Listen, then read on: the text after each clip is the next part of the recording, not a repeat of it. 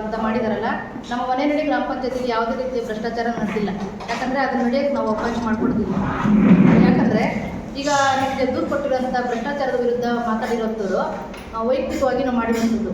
ಯಾಕಂದರೆ ಇದೇ ಒಂದು ಕಟ್ಟಡದ ಮುಂಭಾಗದ ವಸ್ತುನು ಮಾಡಿದ್ರು. ಎಷ್ಟು 6 ಲಕ್ಷಕ್ಕೆ ಮಾಡ್ಕೊಂಡು ಬಂದಿದ್ರು. ಅದನ್ನು ನಾವು ತನಿಖೆ ಮಾಡಿ ಮತ್ತೆ ಎಸ್ಟಿಮೇಟ್ ಮಾಡಿ ಎಲ್ಲ ಮಾಡಿಸಿ 3 ಲಕ್ಷಕ್ಕೆ ಮಾಡಿಕೊಟ್ಟಿದ್ದೀವಿ. 7 ಲಕ್ಷ ಮಾಡಿದ್ದೀರಾ, ಅದು ಭ್ರಷ್ಟಾಚಾರ ಆಗ್ತಾಯಿದೆ. ನಾವು ತನಿಖೆ ಮಾಡಿ ಅದನ್ನು ಕಡಿವಾಣ ಹಾಕಿ 3 ಲಕ್ಷ ಮಾಡಿಕೊಟ್ಟಿದ್ದೀವಿ. ಆವಾಗ ಎಲ್ಲಿ ಭ್ರಷ್ಟಾಚಾರ ಆಗುತ್ತೆ? ಅದು ಭ್ರಷ್ಟಾಚಾರಕ್ಕೆ ಅವಕಾಶ ಇಲ್ಲ. ಯಾಕಂದರೆ ನಾವು ಅವಕಾಶ ಕೊಡೋದು ಇಲ್ಲ. ಹಂಗೂ ಭ್ರಷ್ಟಾಚಾರ ಮಾಡಿದ್ದಾರೆ ಅಂದರೆ ಅದು ತನಿಖೆ ನಡೀಲಿ, ಯಾವುದೇ ಒಂದು ತನಿಖೆ ನಡೀಲಿ, ಶಿಕ್ಷೆ ಆಗೋರಿಗೆ ಆಗಲಿ. ತಪ್ಪು ಮಾಡಿದವ್ರಿಗೆ ಶಿಕ್ಷೆ ಆಗಲೇಬೇಕು. ಭ್ರಷ್ಟಾಚಾರ ಮಾಡಿದ್ದಾರೆ ಅಂದರೆ ಅದು ಶಿಕ್ಷೆ ಆಗಲಿ. ಅದಕ್ಕೆ ನಾವು ನಮ್ಮದು ಒಂದು ಸಪೋರ್ಟ್ ಇದೆ. ಭ್ರಷ್ಟಾಚಾರದ ವಿರುದ್ಧ ತನಿಖೆ ಮಾಡೋದಕ್ಕೆ ಅವಕಾಶ ಮಾಡಿಕೊಡ್ತೀವಿ. ಮತ್ತು ಇದು ವೈಯಕ್ತಿಕವಾಗಿ ಮಾಡಿರೋಂಥದ್ದು. ಯಾಕಂದರೆ ಅವರು ಒಬ್ಬರು ಅಧ್ಯಕ್ಷರಿಗೆ ಸ್ಥಾನಕ್ಕೆ ಬಂದು ಸೋತಿರೋಂಥದ್ದು, ಇನ್ನೊಬ್ಬರು ಉಪಾಧ್ಯಕ್ಷರ ಸ್ಥಾನಕ್ಕೆ ಬಂದು ಸೋತಿರೋದು. ಇದು ವೈಯಕ್ತಿಕವಾಗಿ ಈ ಥರ ಮಾಡಿರೋದು. ಇದರಿಂದ ನಮಗೆ ಒಂದು ಕೆಟ್ಟ ಹೆಸರು ತರಬೇಕು ಅಂತ ಅಧ್ಯಕ್ಷರಿಗೆ ಮತ್ತು ಪಿ ಡಿ ಒಗೆ ಮತ್ತು ಪಂಚಾಯತಿಗೆ ಒಂದು ಕೆಟ್ಟ ಹೆಸರು ತರಬೇಕು ಅಂತ ಮಾಡಿರೋಂಥ ಒಂದು ವಿಷಯ.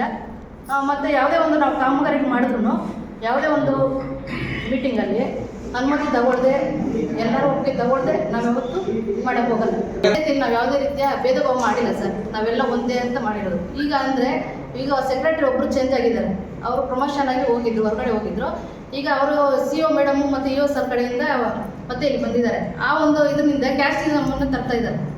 ಯಾಕಂದರೆ ಪಿ ಡಿ ಒ ಬಂದು ಕುರ್ಬ, ಅಧ್ಯಕ್ಷರು ಬಂದು ಕುರ್ಬ, ಕಂಪ್ಯೂಟರ್ ಆಪ್ರೇಟರ್ ಕುರ್ಬ, ಈಗ ಸೆಕ್ರೆಟರಿನೂ ಕುರ್ಬಾನೆ ಅಂತ ಹೇಳ್ಬಿಟ್ಟು ಒಂದು ಸಣ್ಣ ಒಂದು ಇದನ್ನು ಹೇಳಿದ್ದಾರೆ. ನಾವು ಯಾವುದೇ ರೀತಿ ಕ್ಯಾಸ್ಟಿಸಮ್ ನಾವು ಮಾಡಿಲ್ಲ ಸರ್, ಮಾಡೋದು ಇಲ್ಲ.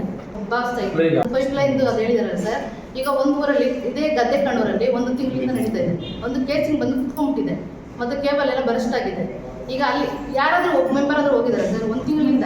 ಎಷ್ಟು ಸಾರಿ ಎತ್ತಬೇಕು, ಎಷ್ಟು ಸಾರಿ ಇಳಿಸ್ಬೇಕು, ಅದರ ಅಮೌಂಟೆಲ್ಲ ನಾವು ಹಾಕ್ಬೋದಾ? ಎಷ್ಟು ಖರ್ಚಾಗಿರುತ್ತೆ?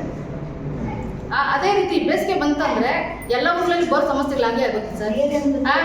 ನಾವು ಸೂಕ್ತಾಗಿ ನೀರಿನ ಸಮಸ್ಯೆ ಒಂದಿನದಲ್ಲಿ ನಾವು 1 ದಿನ ಅಥವಾ 2 ದಿನದಲ್ಲಿ ನಾವು ನೀರನ್ನ ಒದಗಿಸ್ಬೇಕು ಅನ್ನೋ ರೂಲ್ಸೇ ಇದೆ. ಹಾಗಾಗಿ ನಾವು ಎಮರ್ಜೆನ್ಸಿ ಮಾಡಿರ್ತೀವಿ ಸರ್. ನಮಗೆ ನಮ್ಮ ಪಂಚಾಯತ್ಗೆ ಯಾವುದೇ ಒಂದು ಅನುದಾನ ಬರಲಿ, ನಾವು 17 ಜನ ಮೆಂಬರ್ಸ್ ಇದ್ದೀವಿ. ಎಲ್ಲ ಮೆಂಬರ್ಗೂ ತಿಳಿಸಿನೇ ನಾವು ಒಂದು ಕೆಲಸ ಮಾಡ್ತಾರೆ ಸರ್. ಈ ಸರ್ಕಾರದಿಂದ ಯಾವ ಅನುದಾನ ಬಂದಿದೆ ಆ ಒಂದು ಅನುದಾನ ಯೂಸ್ ಮಾಡ್ಕೊಂಡು ನಾವು ಕೆಲಸ ಮಾಡ್ತೀವಿ. ದಿನಾಚರಣೆಗೆ ವಿಶೇಷ ಚೇತನದ ಇಷ್ಟು ನಾವು ಬಂದಾಗಿಂದ ಯಾವುದೇ ರೀತಿ ಇದು ಮಾಡಿಲ್ಲ. ವಿಶೇಷ ಚೇತನದ ಅಮೌಂಟ್ ನಾವು ಅದು ಸಾಮೂಹಿಕವಾಗಿ ಮಾಡಬೇಕಂತೆ ಸರ್. ಅದು ರೂಲ್ಸ್ ಪ್ರಕಾರ ಸಾಮೂಹಿಕವಾಗಿ ಮಾಡಬೇಕಂತೆ.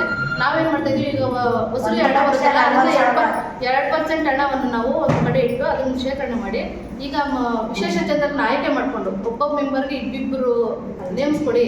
ಒಂದು ಊರಲ್ಲಿ 4 ಜನ, ಇವಾಗ 4 ಜನ ಮೆಂಬರ್ ಇದ್ದರೆ 8 ಜನ ನೇಮಿಸ್ಕೊಡಿ. ಅವ್ರಿಗೆ ನಮ್ಮ ಅನುದಾನದಲ್ಲಿ ಇರೋವಂಥ ದುಡ್ಡನ್ನು ಒಂದು ಪ್ರೋಗ್ರಾಮ್ ಥರ ಮಾಡಿ, ಮಹಿಳಾ ದಿನಾಚರಣೆನೋ ಯಾವುದೋ ಒಂದು ಮಾಡಿ ಅದರ ಅಂಗವಾಗಿ ವಿಶೇಷ ಚೇತನರಿಗೆ ಹಂಚಿಕೆ ಮಾಡೋಣ ಅಂತ ಮೀಟಿಂಗಲ್ಲಿ ನಾವು ಮಾತಾಡ್ಕೊಂಡಿದ್ವಿ.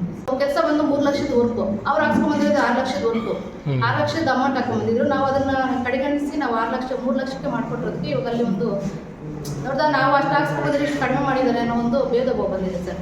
ಮತ್ತು ಅದೇ ಉಪಾಧ್ಯಕ್ಷರು ಊರಲ್ಲಿ ಲೈನ್ ಮಾಡಿದ್ದಾರೆ ಸರ್. ಅದು 9,000 ರೂಪಾಯಿಂದ ವರ್ಗನ 27,000 ಮಾಡಿಸ್ಕೊಂಡಿದ್ದಾರೆ. ಅದೇಗೆ ಮಾಡಿದ್ರು? ಅದು ಭ್ರಷ್ಟಾಚಾರ ಅಲ್ವಾ? ಮತ್ತು ಇನ್ನೊಂದು ಕುಂಟೆ ಕೆಲಸ ಮಾಡಿದ್ದಾರೆ. ಕುಂಟೆ ಕೆಲಸಕ್ಕೆ 12,000 ರೂಪಾಯಿನ ವರ್ಗನ 27,000 ಮಾಡಿಸ್ಕೊಂಡಿದ್ದಾರೆ. ಅದು ಭ್ರಷ್ಟಾಚಾರ ಅಲ್ವಾ? ಅವರೇ ನೆನ್ನೆ ಪ್ರೆಸ್ ಮೀಟ್ ಕರೆದು ಭ್ರಷ್ಟಾಚಾರ ಅಂತ ಹೇಳ್ತಾರೆ ಸರ್. ಅವರೇ ಮಾಡಿಸ್ಕೊಂಡಿದ್ದಾರಲ್ಲ. ನಮ್ಮ ವೆಂಕಟೇಶಪ್ಪ ಅಂತ. ನಾವು 2 ವರ್ಷ ಇಲ್ಲಿ ಮನೆಯಲ್ಲಿ ಗ್ರಾಮ ಪಂಚಾಯತಿಯಲ್ಲಿ ಅಧ್ಯಕ್ಷರಾಗಿ ಕೆಲಸ ಮಾಡ್ತಾ ಇದ್ದೆ. ಅವಾಗೂ ಅಷ್ಟೇ ನನ್ನ ಕೆಲಸ ನಾನಿದ್ದಾಗೂ ಇದೇ ಕೆಲಸ ಮಾಡ್ತಾಯಿದ್ದವರು. ಏನೇ ಕೆಲಸ ಕೇಳಿಬಿಟ್ಟು ನನಗೆ ಪಂಚಾಯತಿ ಮೀಟಿಂಗಲ್ಲಿ ಪಾಸ್ ಮಾಡಿ ಈ ಪ್ರೊಸೆಸ್ ಏನಾಯಿತು ಎಲ್ಲ ಪ್ರತಿಯೊಂದೂ ಮೀಟಿಂಗಲ್ಲಿ ಇಟ್ಟು ರೆಜಿಸ್ಟ್ರೇಷನ್ ಮಾಡಿ ಎಲ್ಲ ಕೆಲಸ ಮಾಡಿದ್ರು. ಭ್ರಷ್ಟಾಚಾರ ಯಾವುದೂ ಕೆಲಸ ಮಾಡಿ ಯಾವುದೂ ನಡೆದಿಲ್ಲ. ಈಗ ಮೇಡಮ್ ಹೇಳಿದ್ರು, ಅಧ್ಯಕ್ಷರು ಮೇಡಮ್ 9,000 ಆಗಿರೋ ಬಿಲ್ಲನ್ನು ತಗೊಂಡು 29,000 ಹೆಂಗೆ ಮಾಡಿಸ್ಕೊಂಡು ಸರ್ ಉಪಾಧ್ಯಕ್ಷರು? ಅದು ಭ್ರಷ್ಟಾಚಾರ ಅಲ್ಲ. ಅಲ್ಲಿ ಸದಸ್ಯರು ಇಲ್ಲಿ ಮೀಟಿಂಗ್ ನಡೆಯುವಾಗ ಸದಸ್ಯರು ಮಾತಾಡೋಕ್ಕೆ ಬಿಡಲ್ಲ. ಅವರೇ ಮಾತಾಡ್ತಾರೆ, ಪ್ರತಿಯೊಂದು ಅವರೇ ಮಾತಾಡ್ತಾರೆ. ಅವರು ನನ್ನ ಫೀಲ್ಡಲ್ಲಿ ಕಂಪ್ಲೇಂಟ್ ಕೊಡಬೇಕು, ನಮ್ಮ ಪೊಲೀಸ್ ಕಂಪ್ಲೇಂಟ್ ಕೊಡಬೇಕು, CO ಮೇಡಮ್ ಕೊಡಬೇಕು ಅಂತ ಹೇಳಿದ್ರು. ಇಲ್ಲ ಬೇಡ, ನಮ್ಮ ಪಂಚಾಯತಿ ಮರ್ಯಾದೆ ಹೋಗುತ್ತೆ, ಹಾಗೆಲ್ಲ ಮಾಡೋಕೆ ಹೋಗ್ಬೇಡ್ರೆ ಅವ್ರನ್ನ ಕೇಳ್ತೀನಿ ನಾನು ಅಂತ ಹೇಳ್ಬಿಟ್ಟು ಅದನ್ನೆಲ್ಲ ಸ್ವಲ್ಪ ಸಾಲ್ವ್ ಮಾಡಿದ್ದೀನಿ ಆ ಟೈಮಲ್ಲಿ. ಅದಾಯಿತು. ಆಮೇಲೆ ನಾವು ಸದಸ್ಯರೆಲ್ಲ ಸೇರಿ ಬಿಲ್ಡಿಂಗ್ ಕಟ್ಟಬೇಕು, ರಾಜೀವ್ ಗಾಂಧಿ ಸೇವಾ ಬಿಲ್ಡಿಂಗ್ ಕಟ್ಟಬೇಕು ಅಂತ ಹೇಳಿ ಅವಾಗ ಯಾರನ್ನೋ ಇಟ್ಕೊಂಡು ಮೇಸ್ತ್ರಿ ಇಟ್ಕೊಂಡ್ಬಂದು ಕೋಟಮ್ ಸರ್ ಮೇಸ್ತ್ರಿ ಬುದ್ಧಿ ಇಟ್ಕೊಂಡು ಅರೇ ಕೆಲಸದಲ್ಲಿ ಕೆಲಸ ಮಾಡಿದೆ. ನಾನು ಉಸ್ತುವಾರಿ ನೋಡ್ಕೊಂತ ಇದ್ದೆ ಅಷ್ಟೇ. ನಾನೇನು ಬಂಡವಾಳ ಹಾಕೋಲ್ಲ, ಇದು ಮಾಡ್ಕೊಳಲ್ಲ. ಆದರೆ ನನ್ನ ಮೇಲೆ ಅಧ್ಯಕ್ಷರು ಹೋಗಿ ಪಾಲ್ಗಾರ ಮಾಡಿ ಕಳಪೆ ಕೆಲಸ ಮಾಡಿ ಸುಮಾರು ಲಕ್ಷಗಳು ಲುಟ್ಟಿ ಹೊಡೆದವರು ಅಂತ ಹೇಳ್ಬಿಟ್ಟು ಇದಕ್ಕೆ ಜಿಲ್ಲಾ ಪಂಚಾಯತಿಗೆ ಕಂಪ್ಲೇಂಟ್ ಕೊಟ್ಟರು. ಜಿಲ್ಲಾ ಪಂಚಾಯತಿಯಲ್ಲಿ CO ಮೇಡಮ್ CO ಇರಿದ್ರು ವಿಕಾಸ್ ಕುಮಾರ್, ಆ ಸಾಹೇಬರು ಮತ್ತು EO ಎಲ್ಲ ಬಂದು ಪರಿಶೀಲನೆ ಮಾಡಿ ಇದು ಕಳಪೆ ಕೆಲಸ ಅಲ್ಲಪ್ಪ, ಯಾರಪ್ಪ ಯಾವ ವೈದ್ಯ ಮಾಡಿರೋ ಮೇಲೆ ಅಂತ ಹೇಳ್ಬಿಟ್ಟು ಅವರು ಹೊಡೆದಾಕಿದ ಮೇಲೆ ಏನು ಮಾಡಿದ್ರು, ಲೋಕಾಯುಕ್ತ ಕೊಟ್ಟಿದ್ದಾರೆ. ಈ ಥರ ಕೆಲಸ ಸಾಗಲ್ಲ ನಮ್ಮ ಪಂಚಾಯತ್ನೆಲ್ಲ ಇದು ಇದರಲ್ಲಿ ಯಾವುದು ಭ್ರಷ್ಟಾಚಾರ ಯಾವುದೂ ಇಲ್ಲ. ನಾನು 2 ವರ್ಷ ಕೆಲಸ ಮಾಡ್ಕೊಂಡಿದ್ದೆ, ಇವ್ರು ಇದೇ ಕೆಲಸನೇ. ಒಂದು ಸರ್ಕಾರಿ ಪ್ರಾಥಮಿಕ ಶಾಲೆಗೆ ಅಧ್ಯಕ್ಷ ಇನ್ಸ್ಪೆಕ್ಷನ್ ಬಂದಿದ್ದು, ಫಿಲ್ಟರ್ ಎಲ್ಲೂ ಕೆಟ್ಟೋಗಿತ್ತು, 2 ಕೆಟ್ಟೋಗಿತ್ತು. 2 ಕೆಟ್ಟೋಗಿರೋದನ್ನ ರಿಪೇರಿ ಮಾಡಿಸೋದು. ಅವ್ರ ಅಂಗಡಿ ಒಂದು ಕರ್ಕೊಂಡು ರಿಪೇರಿ ಮಾಡಿದೆ. ಒಂದು 10,000 ಆಯಿತು, ಇನ್ನೊಂದು 9,000 ಆಯಿತು. GST ಬಿಲ್ಲು, ಆಮೇಲೆ ಅದಕ್ಕೆ ಅವ್ರ ಮಕ್ಕಳಿಗೆ ಕುಡಿಯೋಕೆ ನಲ್ಲಿ ಅದೆಲ್ಲ ಹಾಕಿದ್ದು ಒಂದು 2,000, 27,000 ಬಿಲ್ ಮಾಡಿದೆ. ಇದೇ 3 ಜನ ಮೊನ್ನೆ ಮೀಟಿಂಗಲ್ಲಿ ಅದನ್ನ ಅಬ್ಜೆಕ್ಷನ್ ಅಂದರು, ಬನ್ನಿ ಹೋಗೋಣ ಅಲ್ಲಿಗೆ ಇನ್ಸ್ಪೆಕ್ಷನ್ ಮಾಡಿ ಅಂತ.